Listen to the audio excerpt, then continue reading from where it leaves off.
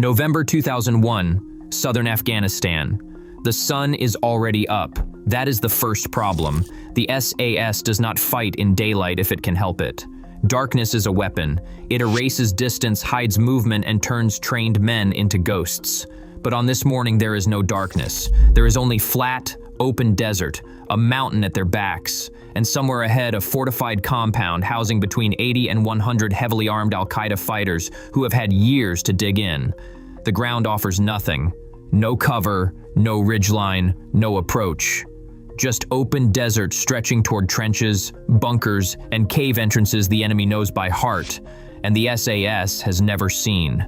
No prior reconnaissance had been possible. The timeline is not theirs.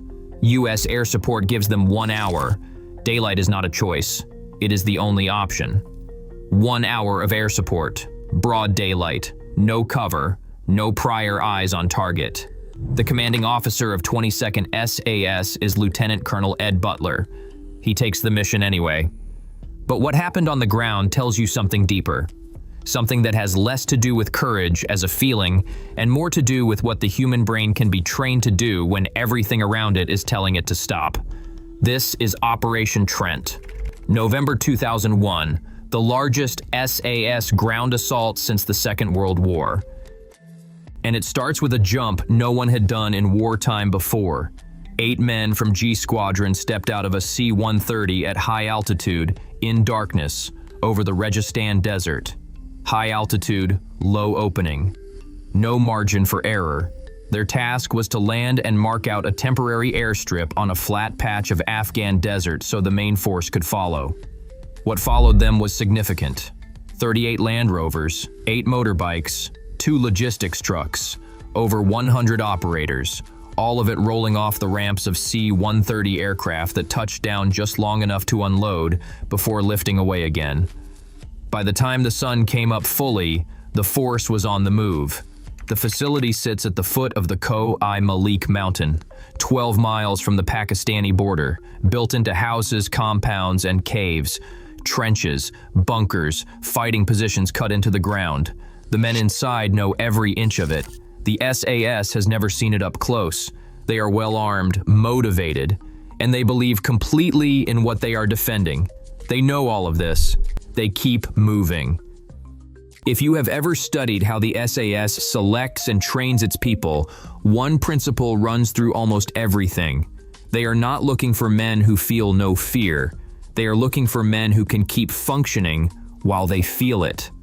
The psychological screening, the physical attrition, the weeks of navigation in freezing mountains with no sleep and no support, all of it is designed to locate the men in whom rational action survives when the emotional system is in full alarm.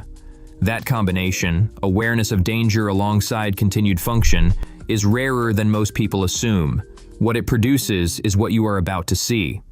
If this is the kind of story you want, subscribe. We break down what makes men keep moving when they should not. As a squadron pushed toward the compound, G Squadron set up a fire support base to the rear, laying down suppressing fire with heavy machine guns and anti-tank weapons. U.S. Navy F-18 Hornets made attack runs overhead, firing into the opium storage depots, detonating 50 million pounds worth of narcotics and equipment in explosions that sent smoke rolling across the desert. The al-Qaeda fighters did not break. They came out of the trenches, not retreating, advancing, running toward the SAS positions, firing as they moved with no visible interest in their own survival. One SAS operator who was present described it later as something from the First World War. Men who ran out from the front lines, still firing even as they were cut down. The compound's defenders had apparently decided that stopping was not an option. The effect was the same regardless. They kept coming. A squadron doesn't stop. Then a trooper went down.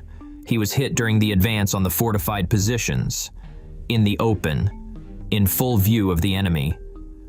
There is a moment there, small, almost invisible, where everything slows down, not in time, but in the mind. Distance, exposure, angles of fire. Every variable the brain has learned to read under pressure arrives at once, and all of it points to the same conclusion. Moving forward is the worst possible decision. Open ground, multiple fire points, no cover within reach. Every instinct the human body has says the same thing in that moment. Stop moving toward the threat. Find cover. Wait.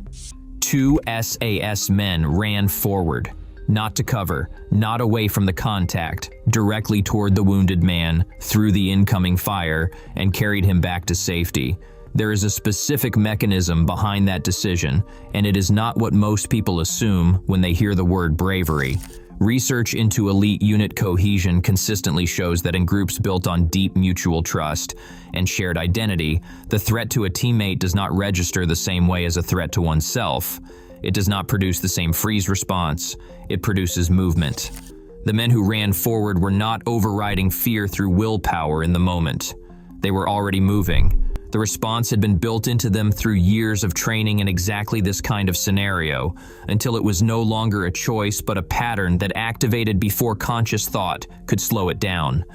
The RSM, commanding the fire support base, pushed his command element forward too, closing the distance to reinforce A Squadron when he judged the assault was beginning to stall. An AK-47 round caught him in the leg during that advance. He did not pull back. A squadron reached the objective. Inside the cave complex, using weapon-mounted torches in the darkness, they cleared room by room. In one cave, 3 fighters were found sleeping. They reached for their weapons. They did not get the chance. The headquarters building was stripped of intelligence material. 2 laptops, a significant volume of documents, information that would drive operations against al-Qaeda across Afghanistan for months afterward.